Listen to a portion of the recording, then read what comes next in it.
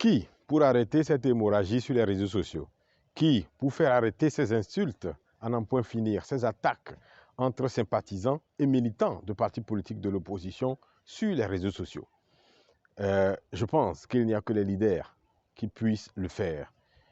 Depuis 2019, fin 2019 jusqu'à nos jours, on assiste à une situation jamais connue dans la classe politique de l'opposition togolaise. On s'attaque, on s'insulte, on s'accuse et malgré tous les conseils, malgré tous les rappels à l'ordre, ça ne fait que continuer.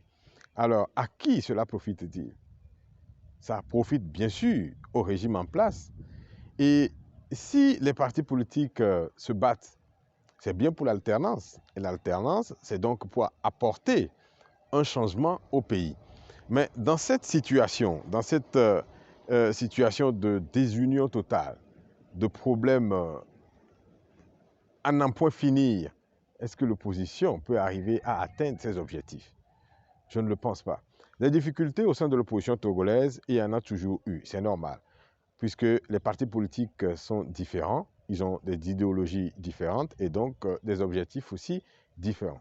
Mais ils se retrouvaient, lorsqu'il était nécessaire, autour de certains points ou autour de certains projets et travaillaient ensemble pour atteindre ces objectifs.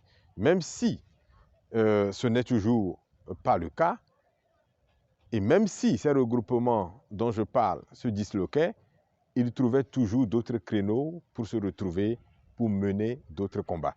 On a connu donc des regroupements comme le CST, qui était un rassemblement de partis politiques et d'associations de la société civile, qui ont lutté pour obtenir les réformes constitutionnelles, institutionnelles.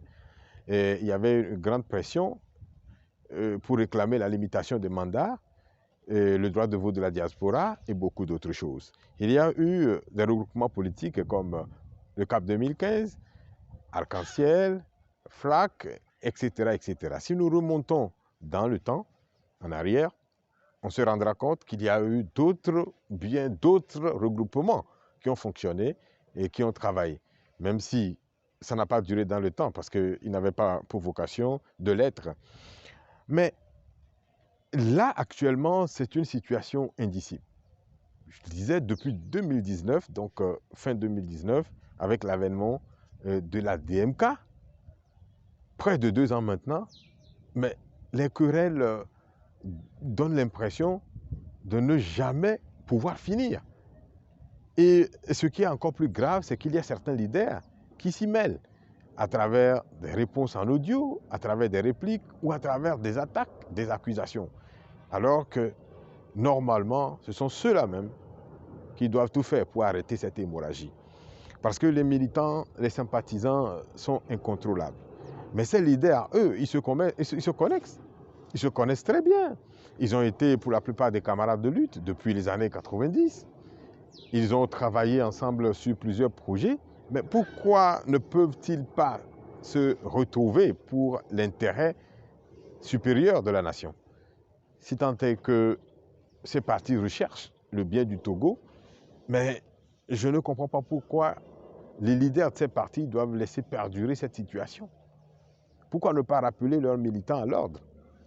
Eux-mêmes, pourquoi ne peuvent-ils pas se retrouver pour se parler les yeux dans les yeux, mettre bas la terre, afin de réfléchir sur comment aborder les échéances à venir? Parce que bientôt, les élections législatives, et dans 3 ans environ, il y aura d'autres élections présidentielles. Il faut donc les préparer.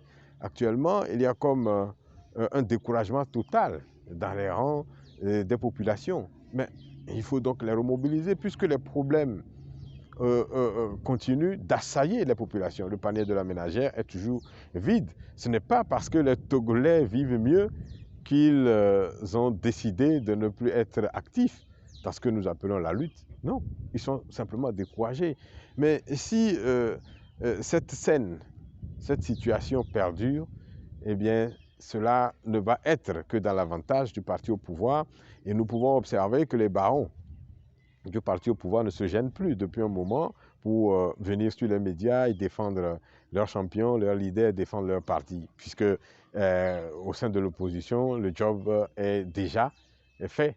Ça se fait déjà, et ceci tous les jours. C'est une situation vraiment déplorable.